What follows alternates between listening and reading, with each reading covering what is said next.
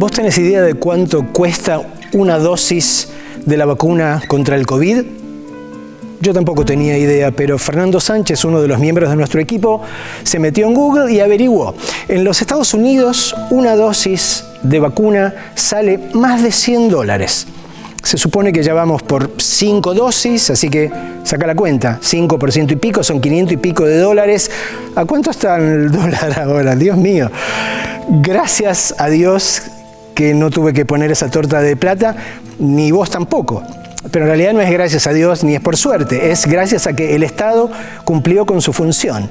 De eso vamos a hablar hoy, del COVID y de cómo, entre las muchas consecuencias que tuvo la pandemia, nos mostró muy claramente cómo funciona el Estado y para qué sirve el Estado. Si nosotros estamos en este estudio y también la gente en el control haciendo este programa, y si vos estás del otro lado viéndolo, es porque el Estado hizo lo que tenía que hacer. Pero también vamos a hablar de otra peste, una peste contra la cual lamentablemente no nos vacunamos a tiempo. El préstamo ante el FMI que pidió Mauricio Macri y que nos dejó postrados hasta ahora. En principio uno piensa COVID y FMI y da la sensación de que no tienen demasiado que ver, pero la actitud ante estas dos cosas que ha tenido cierta gente es idéntica, porque si le prestás atención, los que nos dejaron otra vez atados de pies y manos delante del FMI, debilitados en terapia intensiva, son los mismos que decían que se mueran los que tengan que morir, los que hacían campaña en contra de las vacunas, los que recomendaban que le entregásemos las Malvinas a un laboratorio extranjero. Hay que reconocerles al menos la coherencia, ¿no? Dicen que quieren salvar al país, pero cuando tuvieron el poder lo único que hicieron fue desangrarlo. De lo que hoy vamos a hablar también aquí en el programa es del momento en el cual Néstor se enfrentó a la Corte Suprema que le tocó apenas había asumido. Vamos a hablar de la asignación universal por hijo y vamos a conversar con uno de los actores más populares de la Argentina, Pablo Echarri. Quédate con nosotros porque hay mucha democracia por descubrir todavía.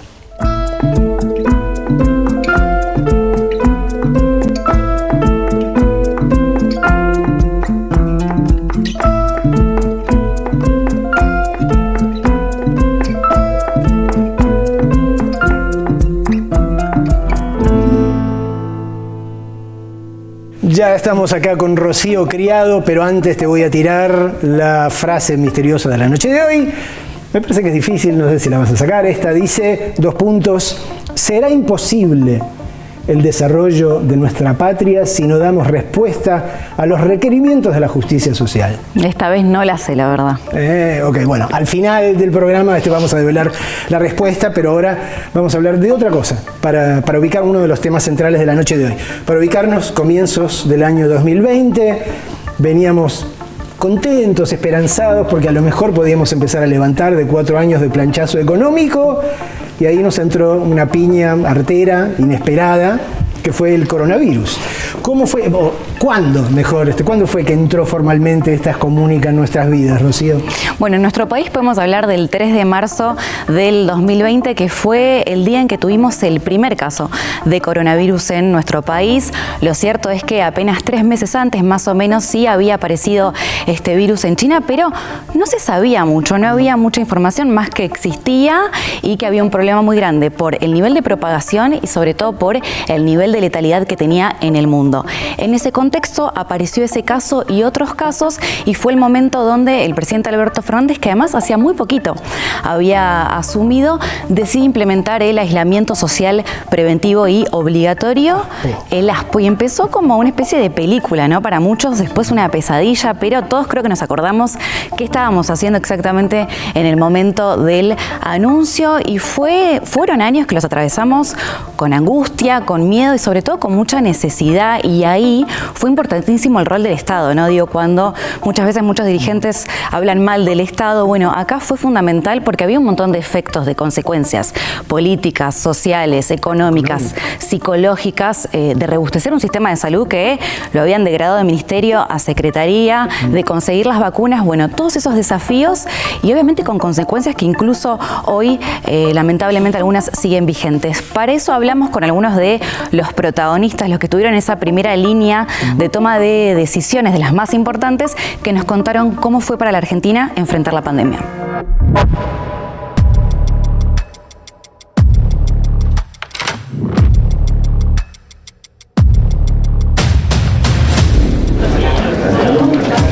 Primer caso hoy en la Argentina de coronavirus. Chile rebasó las 10.000 muertes por COVID. Vamos a Brasil, donde los hospitales se encuentran colapsados. Fue un tsunami viral, global y mortal. En diciembre de 2019 se conocieron los primeros casos de una neumonía desconocida en la ciudad de Wuhan, en China. En enero de 2020, la Organización Mundial de la Salud declaró la emergencia sanitaria internacional. El 11 de marzo se dictaminó la existencia de la pandemia del COVID-19. En nuestro país, el gobierno de Alberto Fernández llevaba apenas 3 meses en la gestión. Preventivo y obligatorio. Que asumimos el 10 de diciembre y el 31 de diciembre se detecta por primera vez y el 3 de marzo tuvimos el primer caso, así que ese tiempo leyendo, consultando y hablando con otros países para ver digamos, qué es lo que estaba pasando y cómo estaban respondiendo. Los hospitales italianos colapsados. Reina una gran preocupación en el país. Veíamos los medios de comunicación como la gente moría en las calles en determinadas ciudades, en la puerta de los hospitales desbordados, los sistemas de salud que no daban abasto, y era el terror de llegar a una situación así, a que la gente se muriera en las puertas de los hospitales. El caso cero argentino de coronavirus fue el de un hombre de 43 años que volvió de Europa con el virus. 4 días después, el 7 de marzo, se produjo la primera muerte por COVID en el país. Primer muerto por coronavirus en la Argentina. Estaba internado en el hospital Argerich. Se trata de un hombre de 63 años. Y lo que sí se sabía era que una vez que se disparaba ya no se podía volver a ver cómo llegar a no dispararse en un momento donde Argentina no tenía la cantidad de respiradores, de camas, de terapistas, de oxígeno, de un montón de cosas que se tenían que tener para enfrentar una pandemia de estas características. Que vimos países con sistemas de salud más robustos que el nuestro, con situaciones económicas más robustas que el nuestro, que desbordaron su sistema de salud, y ahí la mortalidad ya no fue solo por COVID, sino fue por no prestar cuidado a otras situaciones de salud. El 19 de marzo de 2020, con 128 casos confirmados y 3 personas fallecidas, el presidente Fernández decretó el aislamiento social, preventivo y obligatorio. A partir de las 0 horas de mañana deberán someterse al aislamiento social preventivo y obligatorio.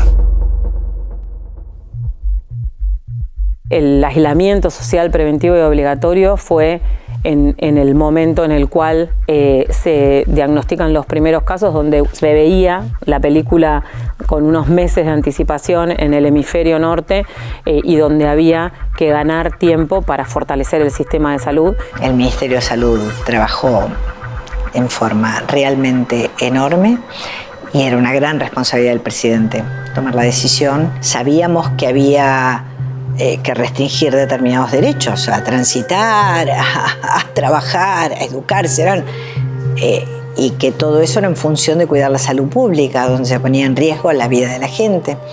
Y ese aislamiento nos dio el tiempo suficiente para construir hospitales, para comprar respiradores, para comprar camas, para comprar monitores, para aumentar casi el 50%, en algunos lugares hasta triplicar el número de camas, de respiradores, y para hacer los hospitales modulares en los lugares más densamente poblados como base para poder dar respuesta. La decisión de quedarse en casa es de garantizar los alimentos, de garantizar la energía, de hacer los sistemas para las autorizaciones, de la gente que no cerraba sus comercios, cómo vivía, cómo pagaba los sueldos. La prioridad fue la salud desde el primer momento, sin descuidar la situación social y económica, porque hubo medidas muy concretas para, digamos, apoyar a todo el sector privado. Después la gente que vivía en la economía informal, entonces iba surgiendo el ATP, el IF, eran cosas impensables, que el Estado pagara una parte de la nómina salarial. Declarado esencial por la autoridad sanitaria, el personal de salud multiplicó por 1000 su trabajo y se expuso en la primera línea de fuego, mientras la enorme mayoría de la población debió resguardarse para preservar su vida y la de las demás personas. Mandamos un mail a investigadores y becarios del CONICET y de un día para otro, mandamos a la noche, al otro día teníamos 200 y pico de contestaciones de gente absolutamente ad honorem, es decir, que no le pagamos ningún plus por fuera de lo que ganaban como investigadores o becarios, que vinieron a hacer rotaciones gratuitas para darnos una mano. Yo digo que el equipo de salud fuimos todos y todas porque la sociedad civil, los comedores, los vecinos y las vecinas del barrio Mujica, donde fue el primer brote y donde se inicia el detectar, ese trabajo fue totalmente colectivo. El hecho de haber tenido compañeros enfermos y que estuvieran a punto de morirse, eso sí te asusta. Y te hace apreciar las cosas de otra manera. El balance, entre comillas, positivo de la pandemia, que fue nefasta, es la tremenda solidaridad de la gente en el colectivo de profesionales de la salud y también en CONICET. El 9 de noviembre, el país entró en una nueva fase. Pero pasamos de ASPO a DISPO. Exactamente, de aislamiento social preventivo y obligatorio a distanciamiento social preventivo y obligatorio. El distanciamiento social, preventivo y obligatorio permitió el desarrollo de la mayoría de las actividades cumpliendo con estrictos protocolos. En paralelo, y después de mucho trabajo y negociaciones, la Argentina recibió las primeras vacunas. Ahí está, la cámara lo tiene, ¿eh? Ahí está llegando entonces el avión de Aerolíneas Argentinas, el primero para tocar suelo en la República Argentina y de esa manera dar el primer paso para terminar con esta pesadilla llamada coronavirus. Y ahí estuvo nuestra línea de bandera, estuvo la gestión con la reconversión de los científicos y las científicas en la producción de kits diagnósticos, de test, de PCR, de barbijos. Trajimos montones de vacunas y pudimos vacunar a toda nuestra población en forma igualitaria. Y bueno, fue realmente un proceso muy importante el que hicimos. Si bien en nuestro país el número de contagios se redujo drásticamente gracias a la vacunación masiva, recién el 5 de mayo de este 2023, la Organización Mundial de la Salud declaró el fin de la emergencia sanitaria global por COVID. Desde entonces, su recomendación es tratar el coronavirus como cualquier otra enfermedad infecciosa. Pasaron más de 3 años desde aquel fatídico 3 de marzo de 2020 que nadie quiere recordar. Fueron momentos de mucha tensión, toda la pandemia fueron momentos tremendos. Ahora nos parece que pasó hace mucho, pero yo nunca me voy a olvidar de lo que vivimos. Lo que fue, te lo digo por mí, te lo digo sin lugar a dudas por todos los ministros y ministras de salud del mundo, los tomadores de decisiones y de las provincias, la responsabilidad más grande de nuestras vidas. Fue un momento de tensión, trabajo, mucha preocupación por la pandemia, pero satisfacción que estabas cumpliendo un rol que era necesario como tantos otros más. Nada especial, como tantos otros más. Ya estamos con Manuela Iriani para hablar de la AUH. La verdad que cuando hay en un país semejante cantidad de gente que vive a la intemperie, y estamos hablando de un país como el nuestro que tiene una enorme cantidad de pobres e indigentes, muchas opciones no quedan. O el Estado asiste o va a tener que reprimir, porque obviamente la gente que no tiene otra solución va a tener que ocupar las calles o tratar de procurarse lo que necesita para su familia de alguna otra manera. Pero la violencia no es una opción para ninguna cabeza sensata. ¿Qué vas a hacer? ¿Vas a reprimir a decenas de miles de personas, a centenares de miles de personas? ¿Cómo fue, Manuela, que surgió esta política de Estado virtuosa que es la asignación universal por hijo? Bueno, bien lo decís, virtuosa. El 29 de octubre del año 2009, la entonces presidenta de la República, Cristina Fernández de Kirchner, creaba por decreto la asignación universal por hijo, que como bien decís, en el marco de un país con distintos tipos de planes, venía a encarrilar, si se quiere, una especie de agenda común que ponía a los hijos y a las hijas como eje central, como sujetos de derecho, porque la idea no es que esto era algo que iban a cobrar los adultos, o sea, sí, por supuesto, en términos prácticos lo cobran los adultos, pero es un derecho de los hijos y de las hijas, y ahí empezó a cambiar totalmente el paradigma. Y algo central es que no solo los hijos y las hijas percibían este derecho, sino que esto se ligaba con una responsabilidad de las familias de tener al día los controles sanitarios, el calendario de vacunación y la escolarización de sus hijos y sus hijas, con lo cual se generaba la posibilidad de que el Estado, en la medida en que cooperaba con estos sectores más vulnerables, generaba la certeza de que esos otros derechos ligados a la educación y a la salud también se iban a cumplir. Y una sola cosa para decir acerca de lo que ha sido el análisis de esta política pública. Yo recuerdo que en su momento, cuando esto se pensó, muchos sectores decían, bueno, los adultos van a usar la plata para otra cosa.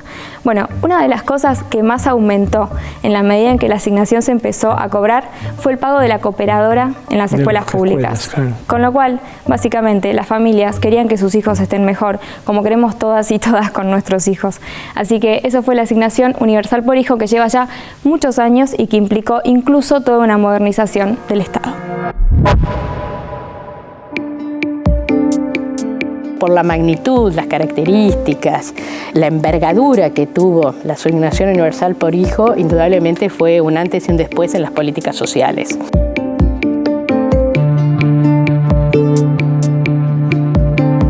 En la Argentina, el régimen de asignaciones familiares tiene su origen en la década de 1940, pero en aquel entonces solo algunos trabajadores las percibían. Fue recién en la primera década de este siglo cuando la protección social pasó a ser universal. A partir de 2009, a través de la asignación universal por hijo, el Estado brinda, por cada hijo o hija menor de 18 años o con discapacidad, un seguro social a personas desocupadas, a quienes realizan trabajo no registrado o que ganan menos del salario mínimo vital y móvil. Me sentí más segura con esa plata, no era mucho, pero con eso me sustentaba con los chicos, le compraba ropa, comida, a mí me sirvió. La asignación universal por hijo surge como justamente un derecho que no tenían los trabajadores, que no eran formales. Para ser beneficiaria de la asignación universal por hijo, cada familia debe garantizar la escolarización y el calendario de vacunación al día de los menores a cargo. De esta forma, los niños y las niñas reciben recursos y a la vez se garantiza que se respeten sus derechos fundamentales. En 2 meses había 4 millones de personas cobrando la asignación. Es decir, que fue un vector de motorización de políticas públicas nunca antevisto. Había que ir a ANSES, presentar todas partidas de nacimiento, documentación de los chicos y si iban a la escuela y si tenían todos los controles, digamos, de vacunación y todas esas cosas. Fue muy difícil y se logró realmente en poco tiempo. Al tiempo que amplió la cobertura social, la AUH promovió la bancarización de sectores que se encontraban fuera del sistema financiero. El trabajo conjunto de ANSES y el Banco Central permitió que se abrieran miles de cajas de ahorro para recibir la asignación, que tiene como principales titulares de cobro a las mujeres madres. En enero de 2019, el 96% de las titulares de la AUH eran mujeres. Y sobre todo que va directamente a los beneficiarios de una manera simple. Hubo que trabajar muchísimo todas las cuestiones sociales y legales para que realmente sean las mujeres las que pudieran cobrar eso. Era más fácil porque ya con la plata de ellos ya ibas a comprar zapatillas, ropa, las cosas de la escuela. Llegaba marzo que empezaron la escuela y ellos sabían que la asignación era todo para la escuela. Una de las grandes ventajas que tenía era la previsibilidad. Y eso es lo que ayudaba a organizar la familia. Como toda política pública de ampliación de derechos, la AUH no estuvo exenta de controversias y cuestionamientos. En ese marco, una de las polémicas más agitadas tuvo que ver con el destino que las familias le darían al dinero recibido y si efectivamente sería utilizado en beneficio de los niños y las niñas. Para evaluar su funcionamiento, el Estado impulsó una investigación que fue elaborada por 6 universidades nacionales. No fue pensada como una política educativa, pero toda política que hace al bienestar de la familia, al bienestar de los niños y de las niñas, es una política educativa, indudablemente, porque hace que los chicos estén mejor en las escuelas. Lo que trabajaba mi marido era para la casa y eso, lo de la asignación, siempre guardé para el colegio, que era lo más importante para mí, comprar los libros, comprar los cuadernos. La estigmatización y los prejuicios, sin embargo, alimentaron los debates hasta niveles absurdos. Cuando uno decía, bueno, fueron al centro, se compraron una gaseosa y le compraron una muñequita de marca, muchas maestras se enojaban. Decían, bueno, pero ¿por qué no compraron otra cosa que necesitaban? ¿Es cierto? Y ahí entonces queda subyacente que para mucha gente los pobres no tienen deseo. son concepciones que tenemos que seguir trabajando, porque con cualquier medida redistributiva estas tensiones van a seguir existiendo. Una vez lo llevé a Maldona, después a la plaza a comer helado, así que eso me sirvió a mí la plata. ¿Cómo le cambiaban la vida, las pequeñas cosas, las satisfacciones y la alegría a la carita de la nena, poniéndose los lentes con su primer posibilidad de leer y mirando los ojitos y diciendo, ahora veo bien, la pucha. Desde la creación en el 2009, desde la asignación universal por hijo, 8.338.221 niñas y niños y 4.622.000 familias argentinas han recibido en algún momento esta asignación. En julio de 2015 se estableció por ley que el monto de la AUH se ajuste en forma semestral por medio del mismo cálculo con el que se actualizan los saberes jubilatorios. La norma buscó consolidar la asignación y evitar que su implementación se viera alterada por los cambios de gobierno. Yo creo que una deuda que todavía tenemos es que no se veía como un derecho. Son políticas sociales inclusivas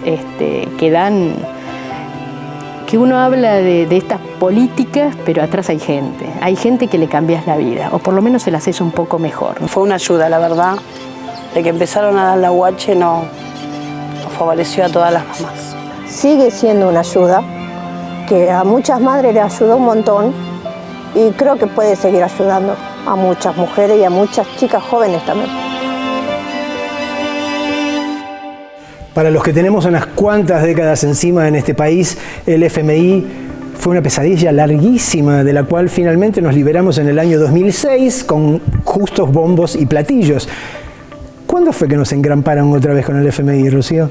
Bueno, esta es una fecha que hay que recordar y anotar porque fue el 7 de junio de 2018 cuando efectivamente regresa el Fondo Monetario Internacional a nuestro país de la mano de quien era nuestro presidente, Mauricio Macri, y de su equipo económico. Ministro de Economía era Nicolás Dujovne, presidente del Banco Central Federico Sturzenegger, que ese día hicieron casi con entusiasmo este anuncio del acuerdo con el organismo internacional. Y es importante destacar que fue Mauricio Macri porque pasa que a veces cuando se hace la consulta de quién tomó la deuda con el FMI, muchos y muchas no saben que fue durante el gobierno de Macri. Pasó hace tan poco y hay tanta nube alrededor. Exactamente. ¿No? Tanto borramiento consciente. Es importante saber quién fue, por qué. Bueno, porque este acuerdo fue y sigue siendo hoy un condicionante muy grave para el desarrollo de nuestro país. Estamos hablando de un acuerdo que por su monto y por las condiciones que tenía, las características, fue muy nocivo. ¿Por qué? Porque estamos hablando de un acuerdo que el desembolso final fue de $45.000 millones,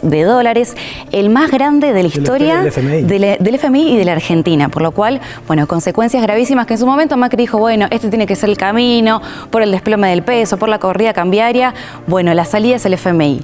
Claramente la salida no fue el FMI porque no fue un acuerdo pensado para crecer y desarrollarse, sino que fue un acuerdo financiero, porque uno puede tomar deuda e invertirla, pero bueno, hoy no ves ninguna inversión de este acuerdo con el Fondo Monetario Internacional. Hablamos con Mercedes D'Alessandro, con Hernán Lecher y con Delfina Rossi, economistas que nos contaron un poco cuáles fueron estos condicionamientos de este acuerdo tan nocivo que todavía sigue siendo un gran problema para los argentinos y argentinas. Para algunos, regresar al FMI significa revivir la crisis económica por la que atravesó el país en 2001 como consecuencia de las condiciones que el organismo impuso para conceder los créditos. A finales de 2015, a contramano del planteo recurrente de Cambiemos y del propio Mauricio Macri, de la pesada herencia que recibía, el escenario era muy bueno para la Argentina.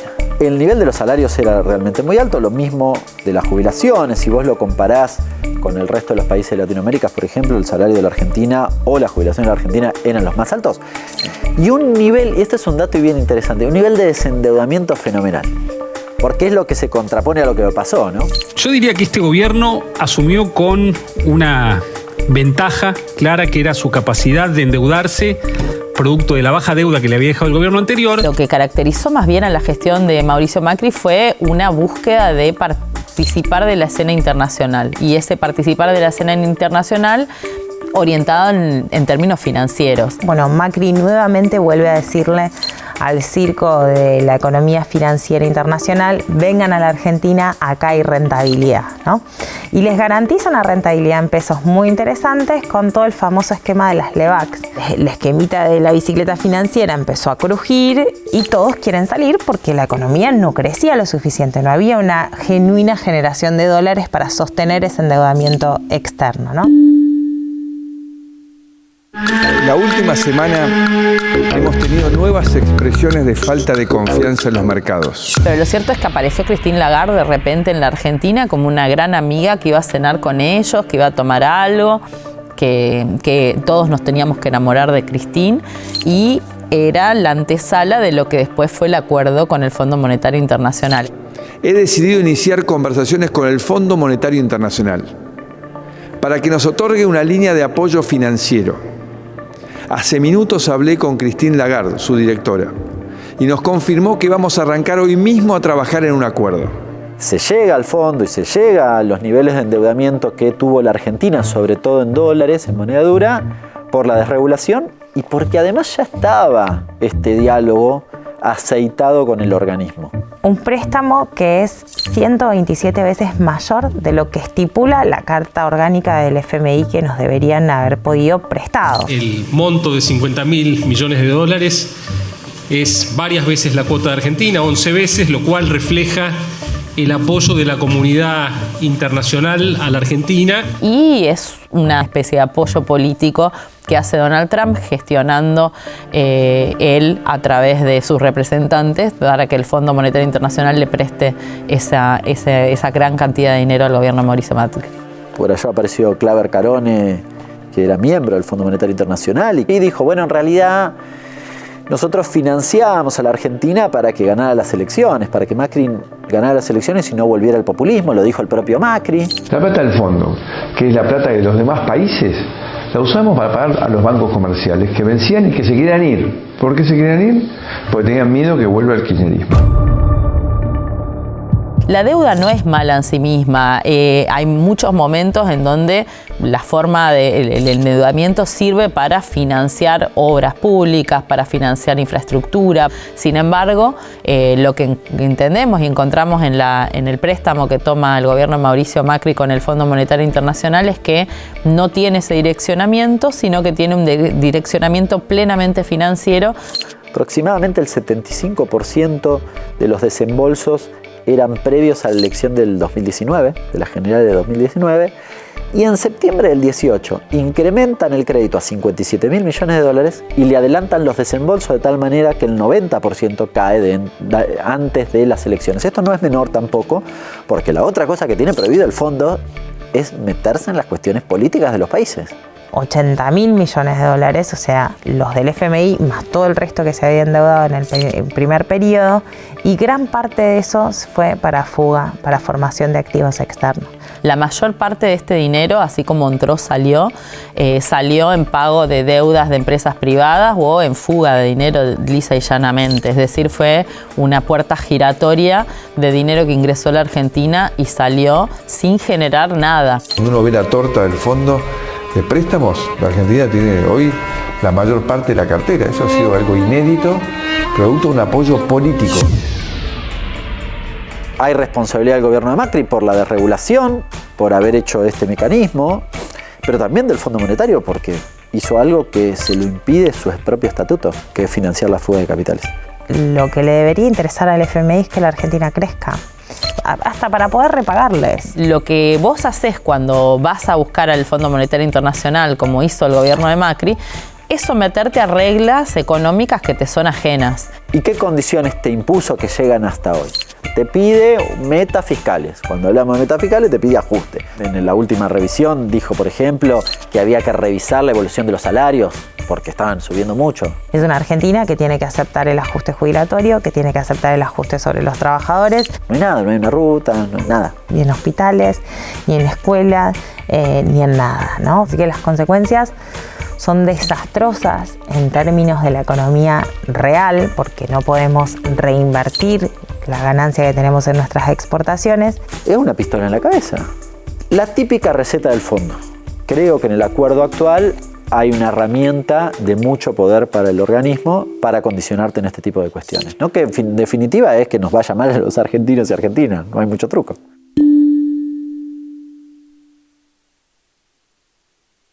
Como se imaginarán, yo tengo acá un largo currículum del señor, pero no voy a decir nada, es Pablo Echarri. O sea, si no saben quién es Pablo Echarri, no solo están viendo otro canal, sino que están viviendo en otro país.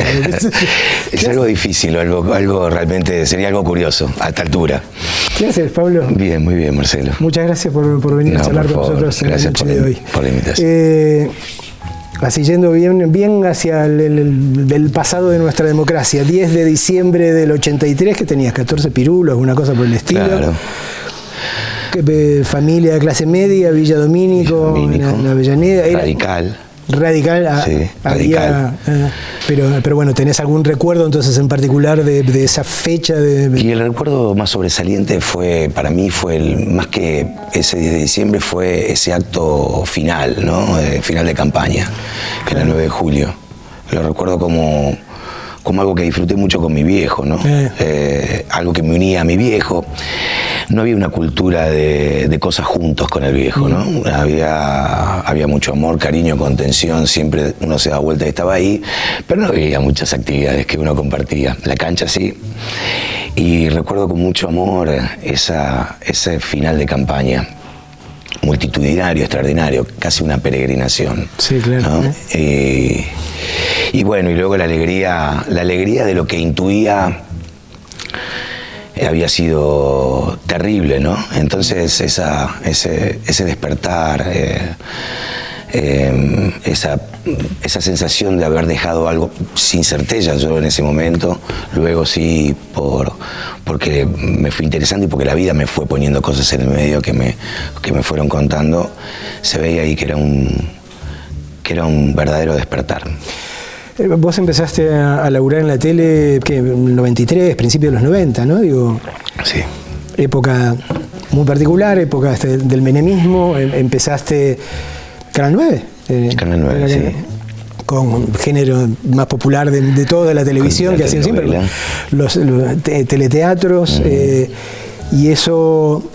A partir de eso, digo, bueno, llegaste hasta una popularidad súper merecida, eso está fuera de toda discusión, pero te podrías haber quedado en algún lugar dentro de esa comodidad o sea, el género, determinado género más pasatista, entre comillas, si se quiere, y sin embargo lo fuiste, a medida que fuiste creciendo y que fuiste evolucionando, fuiste llevando, digamos, el género popular, bueno, Montecristo, digo, ya sabes de lo que estamos hablando, digo, hacia expresiones que tenían que ver con una conciencia de otra cosa que iba más allá de la formulita del género, ¿no? Digo, ¿cómo se fue dando esa evolución en vos? ¿A qué lo atribuís?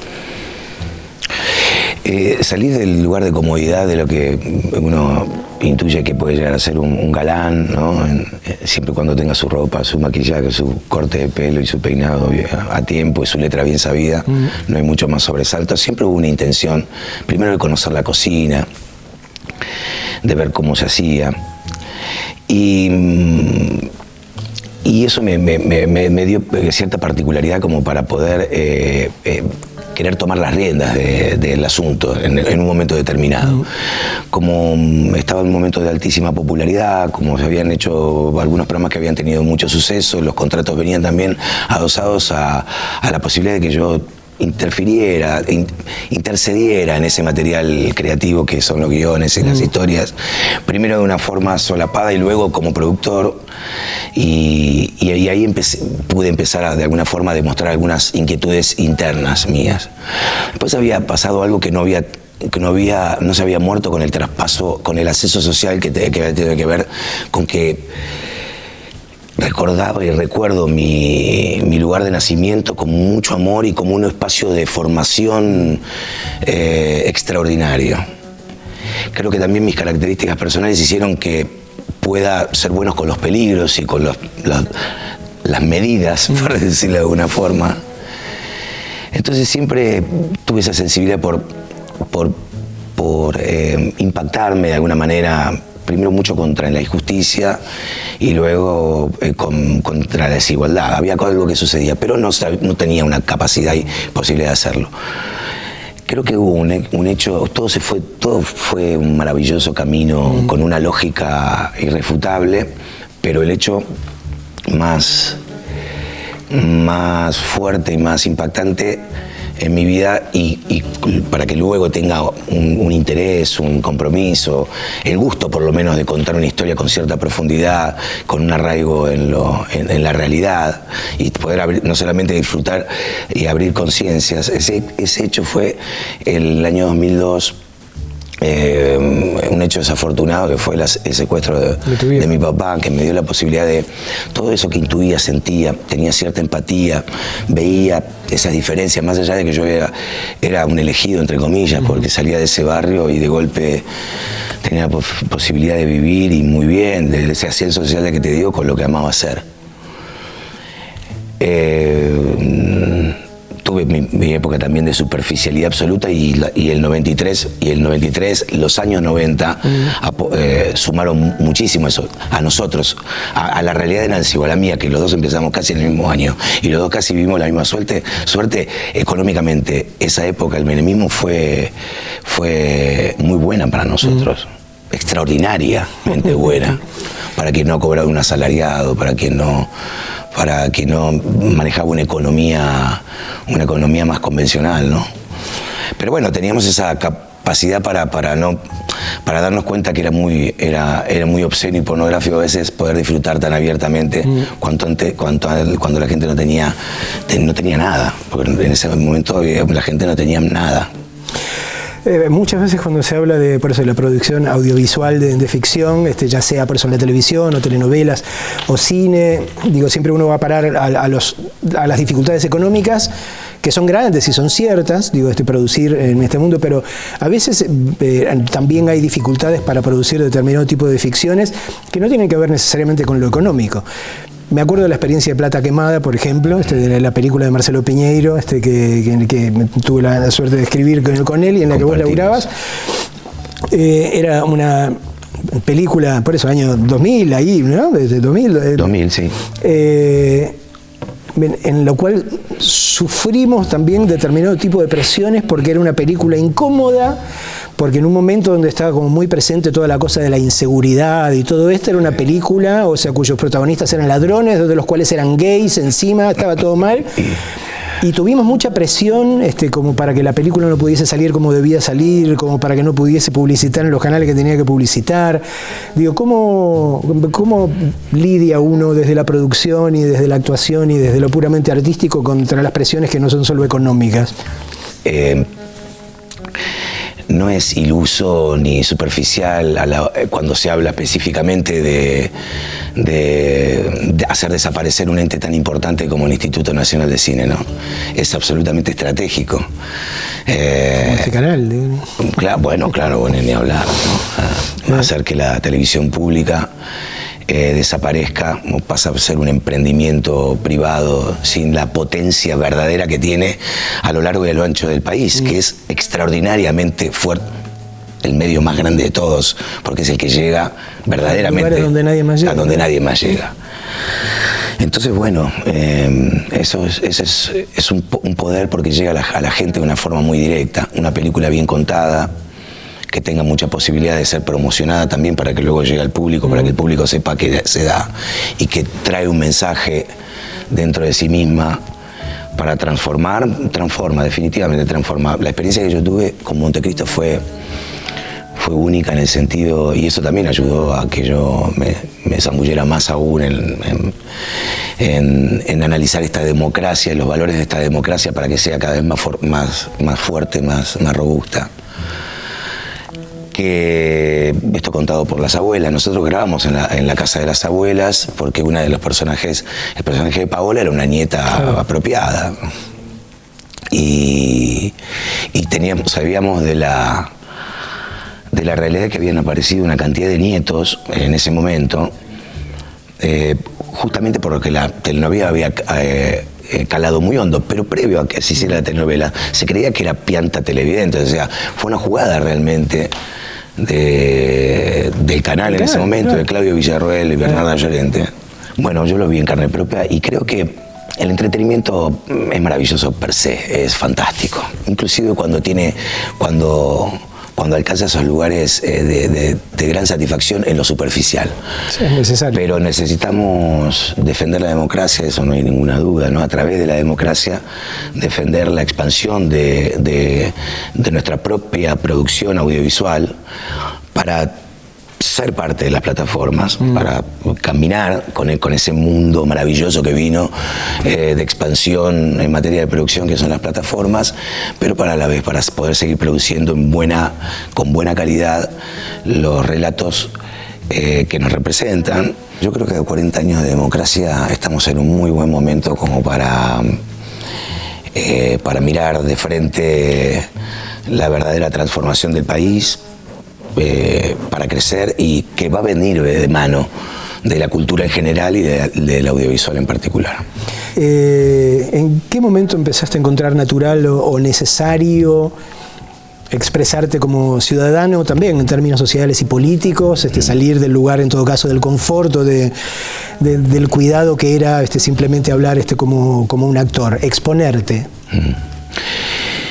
Como te digo, soy hijo de la dictadura y la democracia llegó como un despertar, pero luego vino el menemismo y ese adormecimiento se realizó de otra manera, ¿no? Bueno, hablábamos de que encima estábamos como en la cresta de la ola, empezábamos, éramos jóvenes, teníamos dinero en el bolsillo y eso me había impedido poder ver lo que se habían visto años anteriores, y me dediqué un poco a disfrutar. Pero llegó obviamente el 2001, la debacle de esa fiesta inmensa, y había una idea muy concreta, que hoy hay un matiz de esa idea, que es el que se vayan todos, ¿no? De hecho, nació un poco ahí. Sí.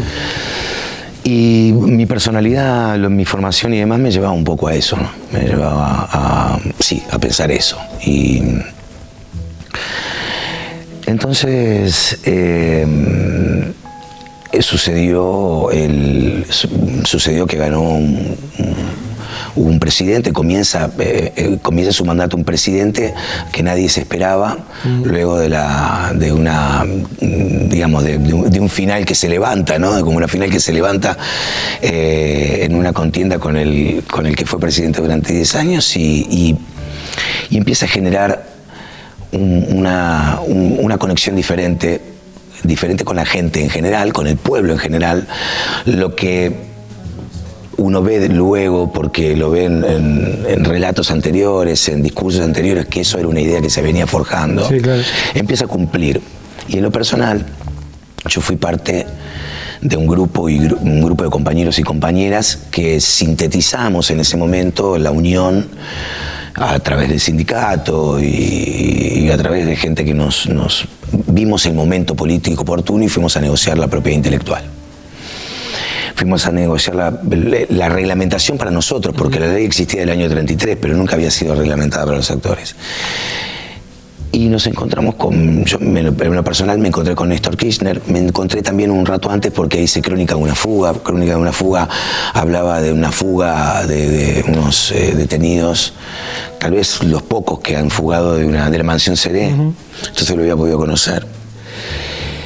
Y claro, nosotros creíamos que iba a ser una contienda grande el ir a buscar este decreto, porque es un decreto presidencial que nos dijera, ustedes también, además de los autores de música, los intérpretes, de los autores, de los dramaturgos, ustedes también.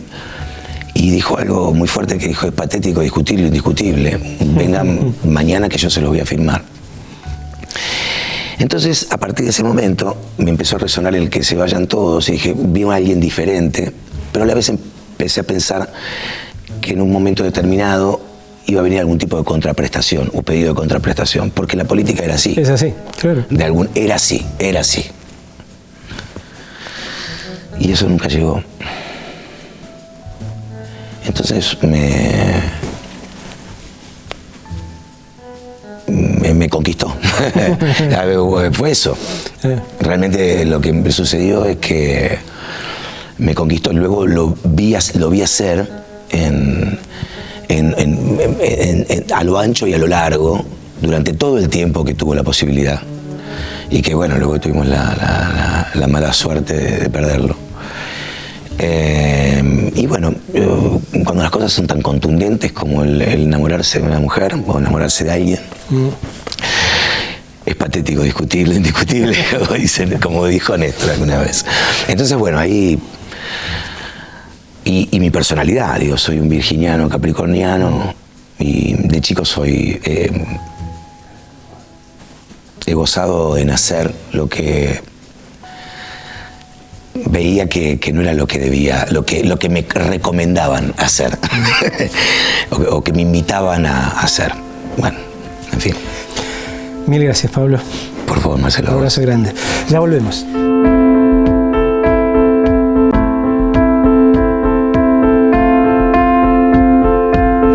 Último bloque de este episodio de 40 años de democracia. Recordá que podés ver los programas anteriores, los informes y las entrevistas en las redes sociales de la televisión pública. Llegó el momento de develar la incógnita de la frase misteriosa de la noche de hoy. Esa frase que decía, te lo recuerdo, será imposible el desarrollo de nuestra patria si no damos respuesta a los requerimientos de la justicia social. ¿Quién la dijo? ¿Cuándo la dijo? El primer presidente de la democracia argentina de la última parte del siglo XX, obviamente, después de la dictadura, Raúl Alfonsín, durante el acto final de su campaña previa a la elección que lo iba a llevar a la presidencia. En estos tiempos donde se pone tan en duda el valor de la justicia social, es bueno recordar esa idea. Vamos ahora a las fechas de manos y de boca de Manuela y de Alan. El 27 de marzo de 2018, el físico argentino Juan Martín Maldacena es galardonado con la medalla Lorentz por su aporte a la comprensión de la física cuántica de los agujeros negros. El 12 de abril de 2010, Gustavo Cerati, sin saberlo, da su último recital en la República Argentina. Fue en Mendoza en el marco de la gira presentación del disco Fuerza Natural. Un mes después sufrió el ACV en Venezuela, que lo llevó 4 años después a la muerte. El 14 de marzo de 1984, el Senado rechaza el proyecto del entonces presidente Raúl Alfonsín de reforma sindical conocido como Ley Mucci. Esto lo que proponía era una adaptación para que las elecciones de los sindicatos se rigieran justamente por la Ley Electoral Nacional. Esta ruptura, este fracaso, en un punto significó el inicio de la tensión entre el gobierno de Alfonsín y los sindicatos. El 7 de noviembre del año 1989 dan el sí el Diego y la Claudia. Diego Armando Maradona y Claudia Villafañez se casan en el mítico Estadio Luna Park con más de 1.200 invitados, entre los que se destacaban políticos, deportistas y figuras del espectáculo. Fue el evento del año. El 18 de julio de 2008, la Secretaría de Turismo de la Nación declara la Fiesta Nacional e Internacional del Poncho como uno de los festejos más importantes del país. Desde ese momento, durante 10 días y cada año, en Catamarca se celebra esta fiesta de la cultura y el folclore. El 16 de abril del año 2012, la entonces presidenta Cristina Fernández de Kirchner anuncia por cadena nacional el envío al Congreso del proyecto de expropiación del 51% de las acciones de YPF. Se iniciaba así el proceso de nacionalización que convalidaron ambas cámaras del Congreso y que le ponía fin a la privatización iniciada en los 90. Un país que no controla sus recursos naturales y en particular sus recursos energéticos, petróleo, gas y litio, ojo también, no es un país verdaderamente libre, verdaderamente soberano, aunque Wikipedia diga otra cosa. Así que no olvides esto porque es muy importante para todos nosotros, para tu familia, para tus descendientes, para tus amigos, para todos. Ojalá que estés bien. Nos vemos acá en la televisión pública la semana que viene con más democracia.